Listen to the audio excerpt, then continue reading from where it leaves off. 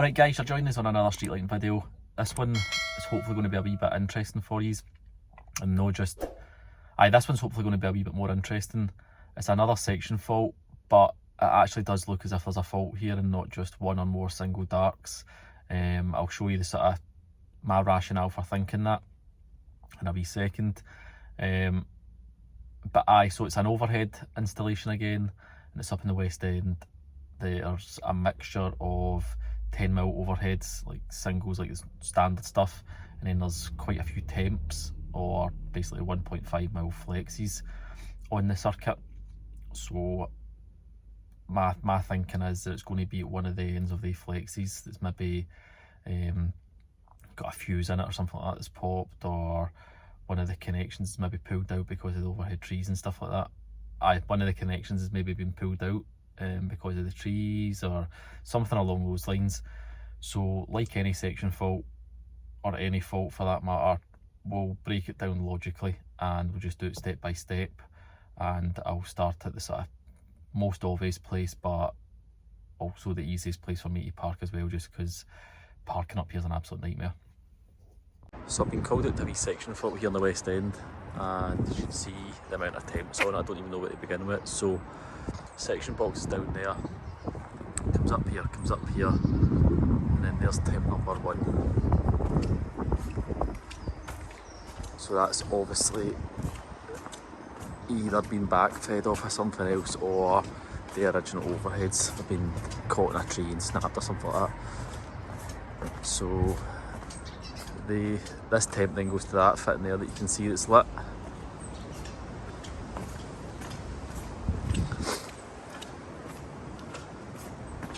And then it goes on normal 10mm aerials up that way, and then normal 10mm this way.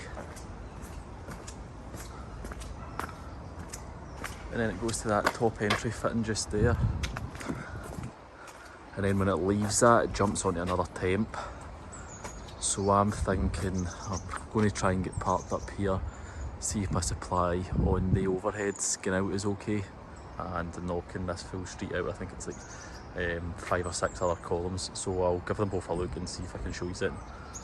So I'm going to do this quite logically, this section fault, and just for access as well. So this is the first column that I've been able to park at. So I'm going to go up there and give it a look. If the issue isn't up there, I suspect it'll be up there, but I'll put my money on it's going to be one of these points. So I'll go over here first and hopefully get something. Up at this first column just now, and I found my problem straight away.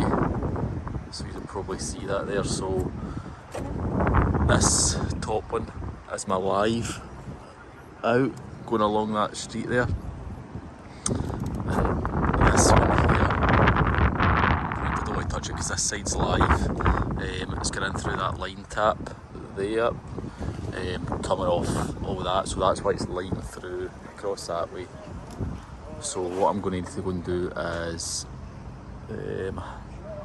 go and isolate the power, and then that way I can just, I'm sure I've got a line tap in my bag. I can basically just line tap the two just like that, back together, or I can, and obviously just get rid of that sort of the dodgy ends and just neaten all that up.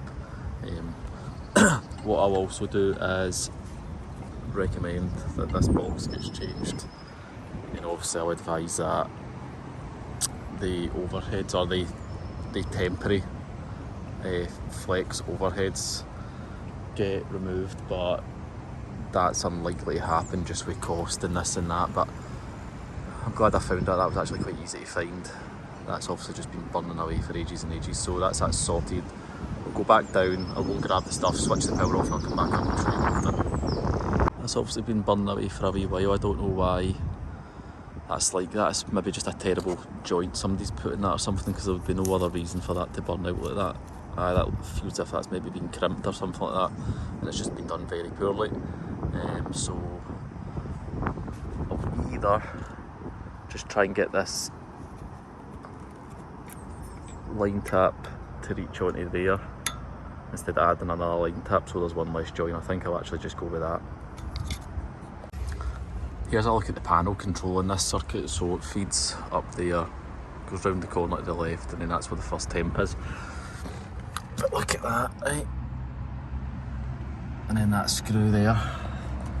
So that's, somebody's obviously just in the past jammed that screw in there to pull that contactor in. That'll bring the lights on, and then obviously when I take the contactor out.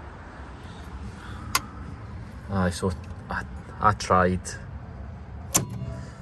pressing my wee timer switch there, but the timer is obviously faulty. It only lasts maybe, what was it, 20 seconds or something like that, so that's faulty, so that's probably why somebody's done that.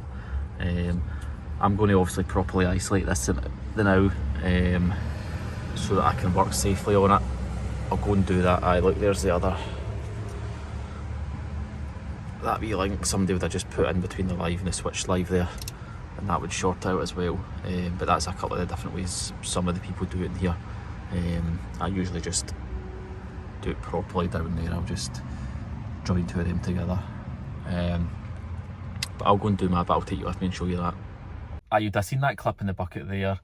I usually carry a supply of bits and bobs for all this kind of thing that happens. I've got a stock of line taps and this, and just all different parts, just because I've seen all these faults before, sort of thing. So managed to find a line tap in my wee box of tricks.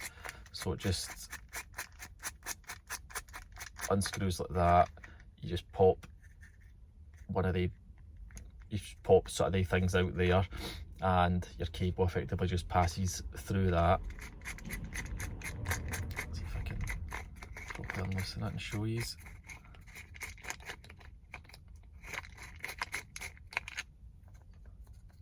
And then that's the inside of it, so there's just grease, and then they've got wee spikes on them.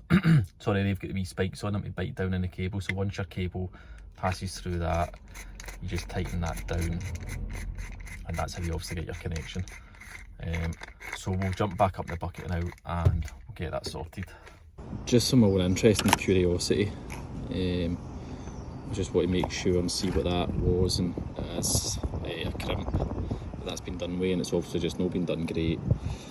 It's obviously been arcing or whatever and burnt out, but you can see there somebody's actually went to town on that with tape.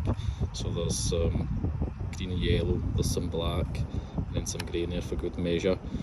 So it's probably been a mixture actually of arcing and then some moistures or some water's been getting in there and it's just been burning out, because even smelling it, it does have that burnt smell to it now, so it's probably been ongoing for ages.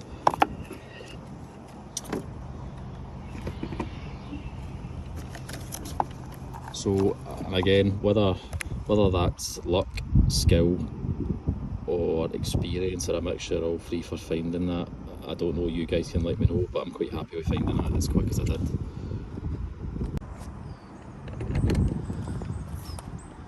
So just to show you guys a wee bit better, I've cut both the rubbish ends away from that.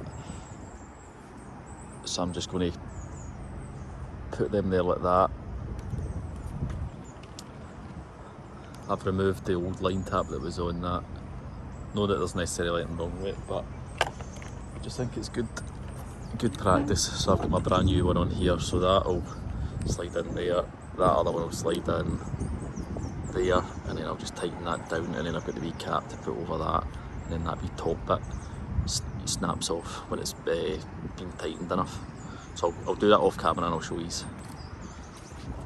Right, that's that line tap on. As you can see, I'm just going to need to go and grab another cap, or it's fell off. Typically just with all these trees and the wind and stuff like that, so I'm going to stick a cap on that one, and then that one's fine. I've run round, or I'm going to go round all these other ones and just make sure that they're all sort of tight and that there's no excessive sort of damage or anything like that on them. I'll give everything else here a once over just to make sure, and then I'll go and switch on again, and hopefully that lights the circuit through. It should do, obviously, if the life is dropped out, but if there's any single darks down there as well, I'll even just, if I can get into them, I'll try and fix them. Right, so I've re-energised installation. Electrcian, as you can see up there hopefully. And I'll just take these with me. We'll do a live reveal. Let's see if this is working.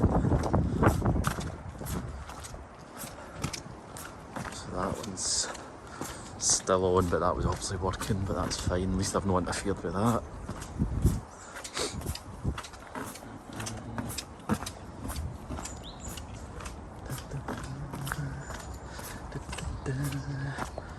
Let's see.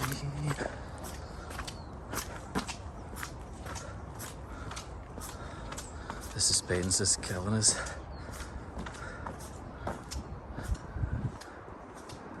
There you go. Sorted. Quite happy with that. That's how many was that leaving dark, so I'll walk a bit further down, count them, and I'll jump back.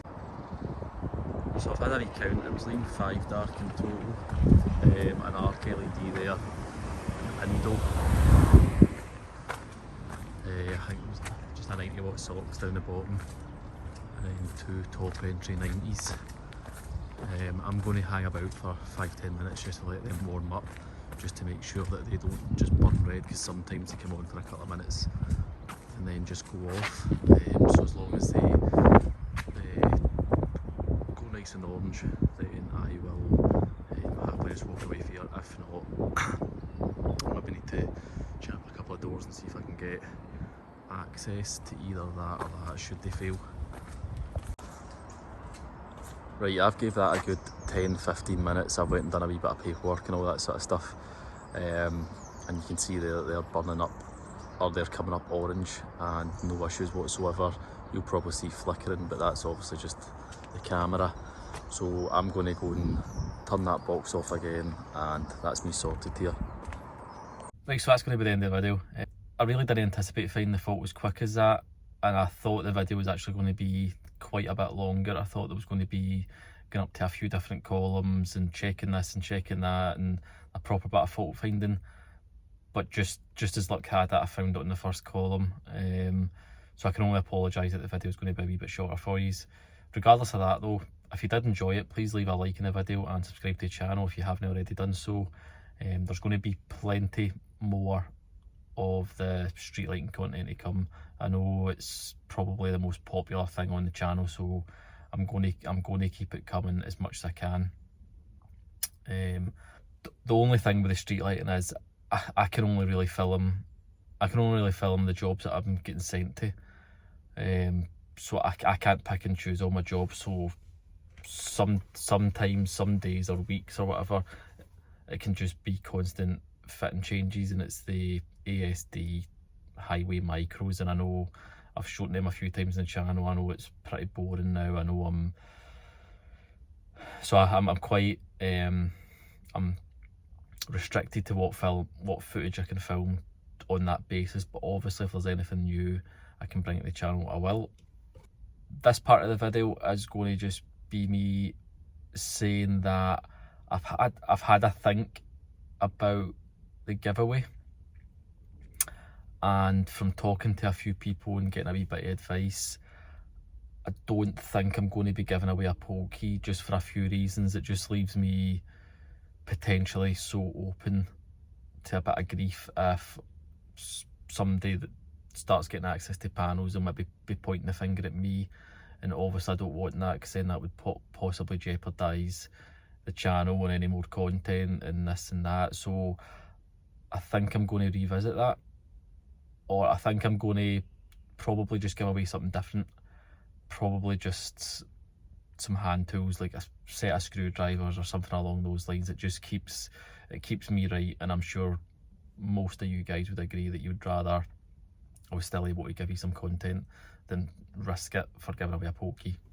On that though, you've all seen the poll key that I've got, so if any of you did actually need one, you can obviously just get them online, no bother at all, but I just can't really be seen to be giving one away, and I hope you understand that.